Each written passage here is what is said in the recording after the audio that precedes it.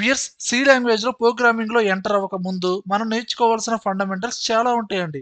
ముందు అవి చూద్దాం. ఫర్ ఎగ్జాంపుల్ ఎంఎస్ వర్డ్ లో మనం క్రియేట్ చేసే లెటర్ ఫార్మాట్స్ కావచ్చు, అలానే రెజ్యూమ్, చలానా ఫామ్స్, ఎనీ ఫార్మేట్. ఒక ఫార్మేట్ అనేది మనం క్రియేట్ చేసేటప్పుడు ఆ ఫార్మేట్ గమనించండి. అందులో మనం క్యారెక్టర్స్ యూజ్ చేస్తాం, అలానే నెంబర్స్, స్పెషల్ క్యారెక్టర్స్, అండ్ ఈ ఫార్మేట్ లో టేబుల్ కూడా యూజ్ చేసాం. టేబుల్ డ్రా చేయాలంటే కమాండ్స్ యూజ్ చేయాలి. అలానే కొన్ని హెడ్డింగ్స్ అనేది మనం సెంటర్ లో పెట్టుకున్నాము, అండర్లైన్ అప్లై చేసాం, బోల్డ్ అప్లై చేసాం. వీటన్నిటికీ కొన్ని కమాండ్స్ అప్లై చేసామండి. అంటే ఒక ఫార్మేట్ క్రియేట్ చేయడం కోసం మనం characters, numbers, special characters, commands ఇవన్నీ యూజ్ చేస్తేనే ఫార్మేట్ అనేది క్రియేట్ చేయగలిగామండి. అదే విధంగా మనం సి లాంగ్వేజ్ లో ఒక ప్రోగ్రామ్ ని బిల్డ్ చేయడానికి యూజ్ అయ్యే characters, special characters, digits, symbols ఇవి ఏవైతే ఉన్నాయో ఆ మొత్తాన్ని టోకెన్స్ అంటారు. సి టోకెన్స్ అంటారు. ఇప్పుడు ఈ సి లాంగ్వేజ్ లో ఈ సి టోకెన్స్ గురించి స్టెప్ బై స్టెప్ క్లియర్ గా నేర్చుకుందామండి.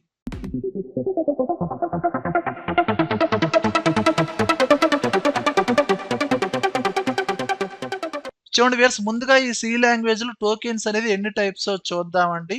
సి టోకెన్స్ లో ఫస్ట్ వన్ వచ్చి క్యారెక్టర్ సెట్. ఈ క్యారెక్టర్ సెట్స్ అంటే ఏంటి? ఇందులో మళ్ళీ సబ్ సెట్స్ ఉంటాయండి. వాటి గురించి క్లియర్ గా చూద్దామండి. అండ్ నెక్స్ట్ వన్ వచ్చి కాన్స్టెంట్స్. మళ్ళీ ఇందులో టైప్స్ ఉంటాయండి. అండ్ నెక్స్ట్ వన్ వచ్చి కీవర్డ్స్. సి లాంగ్వేజ్ లో కీవర్డ్స్ ఏంటి? వాటి గురించి కూడా మనం క్లియర్ గా చూద్దామండి. అండ్ నెక్స్ట్ వన్ వచ్చి operators. Number of operators C language లో ఉంటాయండి. Very important concept. దీని గురించి కూడా మనం క్లియర్ గా చూద్దాం. అండ్ నెక్స్ట్ వన్ వచ్చి వేరియబుల్స్. అండ్ లాస్ట్ వన్ వచ్చి data types.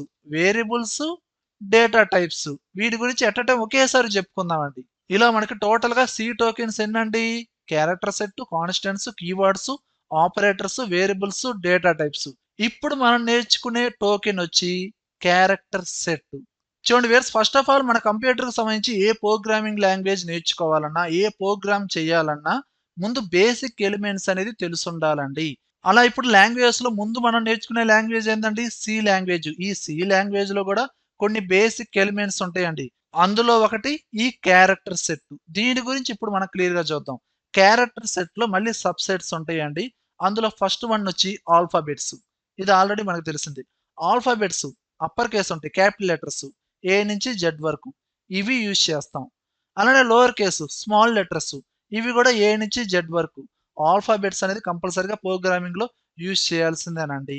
And next one వచ్చి న్యూమరల్స్, డిజిట్స్ అండి, 0 నుంచి 9 వరకు. అదే విధంగా వెరీ ఇంపార్టెంట్ స్పెషల్ క్యారెక్టర్స్ గురించి క్లియర్ గా తెలుసుకుందాం. ఈ స్పెషల్ క్యారెక్టర్స్ అనేది ఆల్రెడీ నాకు తెలుసు అనుకోవద్దండి. ప్రతి క్యారెక్టర్ తెలుసుకోండి.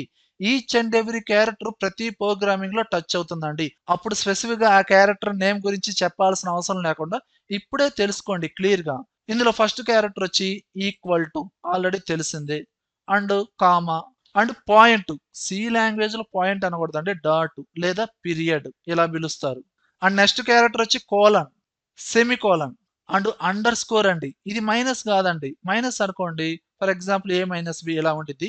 అండర్ స్కోర్ అనుకోండి, ఇదిగోండి ఇలా రాస్తాం. ఈ అండర్ స్కోర్ స్పెషల్ క్యారెక్టర్ అనేది ప్రోగ్రామింగ్ లో అక్కడక్కడ చాలా సార్లు మనం యూజ్ చేస్తామండి, గుర్తుంచుకోండి. అండ్ ప్లస్, మైనస్ ఇవన్నీ మనకి బేసిక్ గా తెలిసినయే. అలానే ఇది ఇంటూ కాదండి, దీన్ని యాస్ట్రిక్స్ అంటారు, యాస్ట్రిక్స్. అండ్ నెక్స్ట్ క్యారెక్టర్ వచ్చి ఫార్వర్డ్ స్లాష్. వాల్యూస్ ని డివిజన్ చేయడానికి కూడా ఆ సింబల్ వాడతారండి. అలానే బ్యాక్వర్డ్ స్లాష్. ఇక్కడ కన్ఫ్యూజ్ అవుతారండి, గమనించండి. అలా ఉందనుకోండి ఫార్వర్డ్ స్లాష్, ఇలా ఉందనుకోండి బ్యాక్వర్డ్ స్లాష్. 2 క్యారెక్టర్స్ మన ప్రోగ్రామింగ్ లో యూజ్ చేస్తూ ఉంటామండి. ఓకే. అండ్ నెక్స్ట్ క్యారెక్టర్ వచ్చి percentage sign and greater than, less than ఇవి బేసిక్ గా తెలిసినయే. అలానే క్వశ్చన్ మార్క్. ఓకే.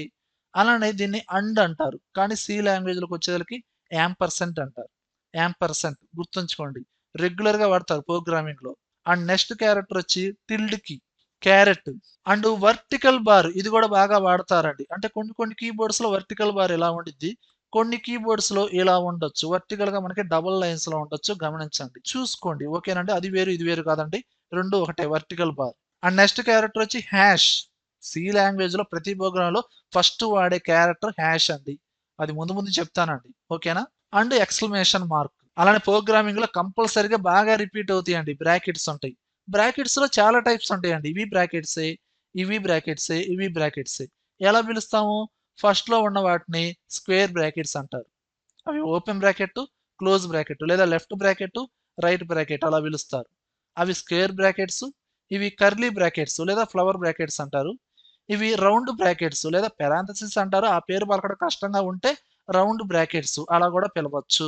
ఇవన్నీ సి ప్రోగ్రామింగ్‌లో మనం యూజ్ చేసే స్పెషల్ క్యారెక్టర్స్. వీటిలో 50% పైన ఆల్రెడీ కొన్ని తెలిసినవి ఉండొచ్చు. కానీ కొన్ని కొన్ని క్లియర్‌గా తెలుసుకోండి. అండ్ ఇప్పుడు మనం నేర్చుకునే కాన్సెప్ట్ ఏందండి సి టోకెన్స్‌లో క్యారెక్టర్ సెట్స్. ఓకేనండి. ఇంకా టోకెన్స్ చాలా ఉన్నాయి గదండీ. Constants, keywords, variables, data types వీటి గురించి స్టెప్ బై స్టెప్ నెక్స్ట్ వీడియోస్‌లో మనం నేర్చుకుందామండి. వ్యూయర్స్ ఈ వీడియోలో కంటెంట్ ఉంటేనే లైక్ చేయండి. అలానే కంప్యూటర్స్ అడ్డా ఛానెల్‌ని సబ్స్క్రైబ్ చేసుకోకపోతే వెంటనే సబ్స్క్రైబ్ చేయండి. పక్కనే ఉన్న బెల్ ఐకాన్‌ని ప్రెస్ చేయండి. Thank you. Thank you very much.